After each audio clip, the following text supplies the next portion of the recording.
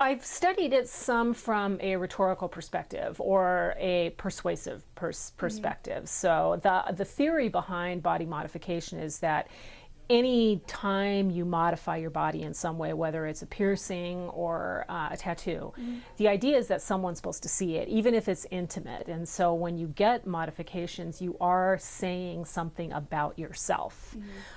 You are expressing yourself in some way. Of course, you have no control, again, over how people are going to perceive that. For example, there's the whole notion of horimono, which is extreme tattoos, where actually this tradition started centuries ago in Japan, where someone gets basically head to toe tattoos.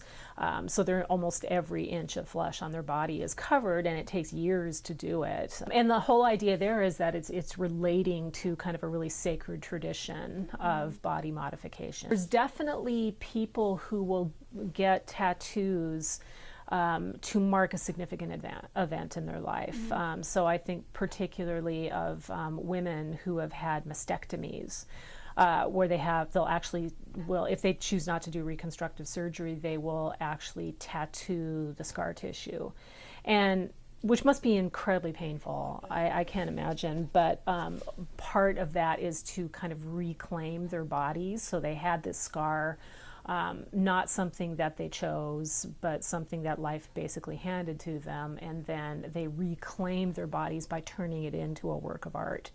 It sends a persuasive message of some sort, and I think the interesting part for me is that you are never entirely in control of what that message is. And it's like, well, you know, people are going to see, for example, my tattoo, and they're not going to ask me about it. So they're going to make an assumption, they're going to perceive it in a particular way. So I don't really have control over how people interpret this. But that's really no different than any other type of thing that you can do. Like the shirt that you're wearing right now, I can make assumptions about why you're wearing this, what it means. If I don't ask you, I'm never going to know. And that's everything that we do, right? Is that we don't really have control over how people interpret the way that we choose to carry ourselves, or how we choose to mark our bodies, or the clothes that we wear.